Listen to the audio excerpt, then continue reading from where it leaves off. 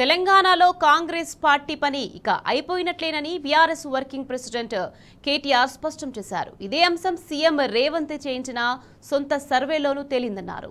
సగం పదవీకాలం ముగిసిన నేపథ్యంలో రేవంత్ తన పరిపాలన న్యాయకత్వంపై ఒక విస్తృత సర్వే చేయించుకున్నారని కేటీఆర్ తెలిపారు. అందులోనూ ప్రజా వ్యతిరేకత చాలా స్పష్టంగా వ్యక్తమైందన్నారు. కాంగ్రెస్ పార్టీపై ప్రజలు తీవ్ర ఆగ్రహంతో ఉన్నారని కేటీఆర్ చెప్పారు.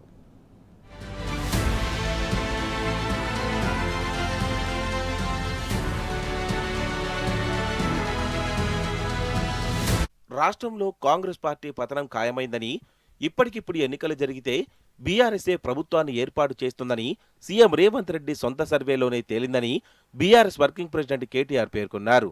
కాంగ్రెస్ సర్కార్ సగం పదవీకాలం ముగిసిన నేపథ్యంలో రేవంత్ తన నాయకత్వం, పరిపాలనపై ఒక విస్తృత సర్వే చేయించుకున్నారని, అందులో ప్రభుత్వంపై తీవ్ర ప్రజా వ్యతిరేకత వ్యక్తమైందని తెలిపారు.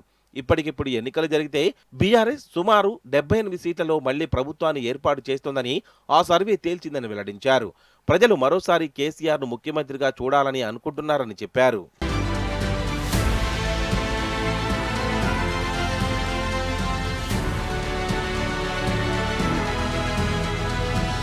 తన సొంత సర్వేతో పాటు పలు సర్వేల్లో వ్యక్తమైన ప్రజా వ్యతిరేకతను చూసి తట్టుకోలేకనే ముఖ్యమంత్రి వారం రోజులుగా అడ్డగోలుగా మాట్లాడుతున్నారని కేటీఆర్ విమర్శించారు.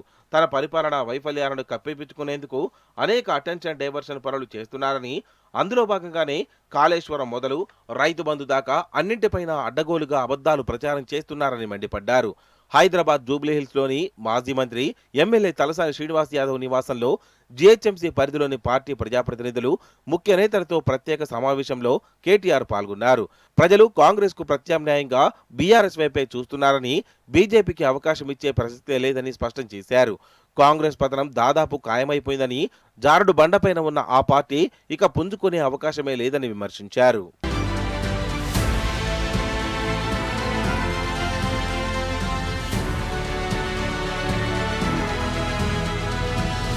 రాష్ట్ర వ్యాప్తంగా సాగుతున్న ఓటర్ల జాబితా ప్రత్యేక సవరణ కార్యక్రమంపై బీఆర్ఎస్ శ్రేణులు ప్రత్యేక దృష్టి సారించాలని కేటీఆర్ దిశానిర్దేశం చేశారు. ప్రభుత్వం ఎన్నికల సంఘం నియమించిన బీఎల్ఓలకు సరైన శిక్షణ, వసతులు లేక ఈ ప్రక్రియ అత్యంత మందకొడిగా సాగుతోందని, దీనివల్ల ప్రజలు ఇబ్బందులు పడుతున్నారని తెలిపారు. ముఖ్యంగా హైదరాబాద్ మహానగరంలో ఎన్యూమరేషన్ పత్రాల పంపిణీ, వాటిలో ఓటర్ల నమోదు అంశాలపై సరైన అవగాహన లేకుండానే కేటాయించారని కింది స్థాయి నుంచి పార్టీ వర్గాలు చెప్తున్నారని పేర్కొన్నారు. అధికారంలో ఉన్న కాంగ్రెస్, బీజేపీలు దొంగ ఓట్లను చేర్చేందుకు, బీఆర్ఎస్ మద్దతుదారుల ఓట్లను తొలగించేందుకు ప్రయత్నించే ప్రమాదం ఉందని హెచ్చరించారు. ఒక వ్యక్తికి ఒకే ఓటు అనే రాజ్యాంగ స్ఫూర్తితో దొంగ ఓట్లు లేకుండా చూడాల్సిన బాధ్యత మనపై ఉందని సూచించారు. హైదరాబాద్ పరిధిలోని స్థానిక ఎమ్మెల్యేలు, నియోజకవర్గ ఇన్ఛార్జీలు, బూత్ లెవెల్ ఏజెంట్లు సమన్వయంతో ప్రక్రియ వేగవంతం చేయాలని ఆదేశించారు.